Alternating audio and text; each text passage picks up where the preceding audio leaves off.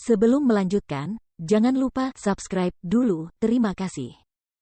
Bab 227 Pesona yang tak tertahankan. Melihat si tua putih berjalan sambil menundukkan kepala, dan mengembuskan dua hembusan udara panas melalui hidungnya untuk mengangkat rok para wanita, Feng Jiu benar-benar terdiam saat dia menutup matanya dan memalingkan kepalanya. Old Wei telah membuat nafsu birahi menjadi sebuah seni. Aduh!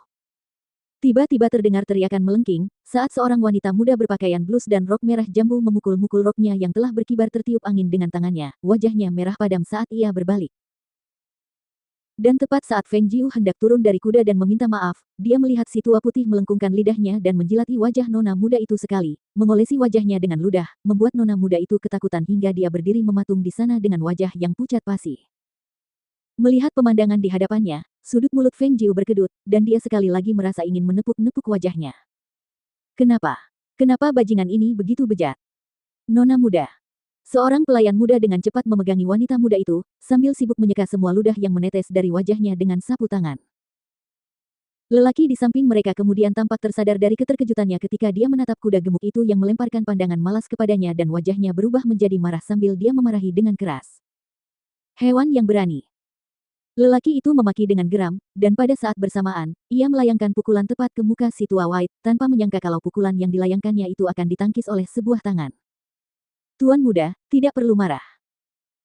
Feng Jiu menjatuhkan dirinya dari kuda, menangkis tinju pria itu dengan satu tangan dan berkata dengan nada meminta maaf, "Maaf, kudaku ini memang sedikit bejat dan sama sekali tidak bermaksud untuk bersikap seenaknya terhadap nona muda.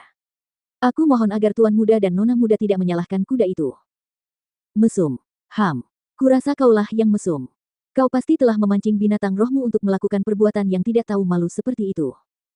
Pria itu berteriak dengan keras, dan menarik kembali tinjunya yang telah diblokir, tatapannya tajam saat dia menatap Feng Jiu yang tampak tampan berpakaian merah lengkap.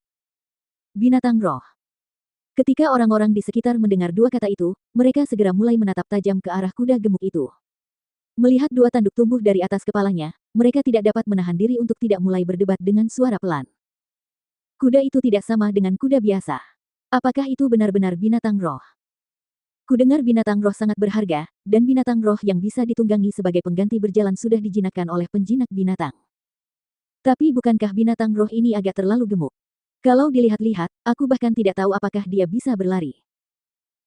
Tetapi saya tahu bahwa memakan daging binatang roh dapat memperkuat tubuh orang biasa seperti kita dan para pembudidaya keabadian dapat menyerap energi roh.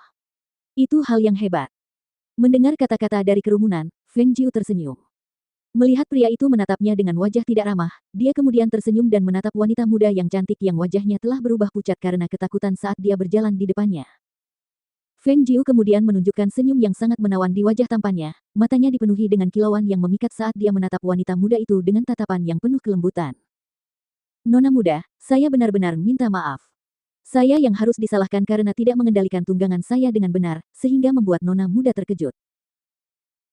Suaranya tidak memiliki kelembutan dan kelemah lembutan seorang wanita, ataupun maskulinitas kuat seorang pria, tetapi sebaliknya seperti air jernih, menyegarkan dan menenangkan, diwarnai dengan jejak-jejak suara serak dan daya tarik tersembunyi, yang ketika mencapai telinga, rasanya seperti ada bulu yang menggelitik telinga, membuat indera mati rasa sampai ke jantung. Wanita muda yang cantik jelita itu menatap ke arah pemuda berpakaian merah dan melihat mata jernih pemuda itu memancarkan binar memikat saat menatapnya. Sepasang mata yang terasa seperti dapat berbicara itu langsung menyebabkan pipinya merona merah, jantungnya berdebar tak karuan, dan seluruh dirinya menjadi sangat gugup hingga membuatnya menundukkan kepala. Tidak apa-apa.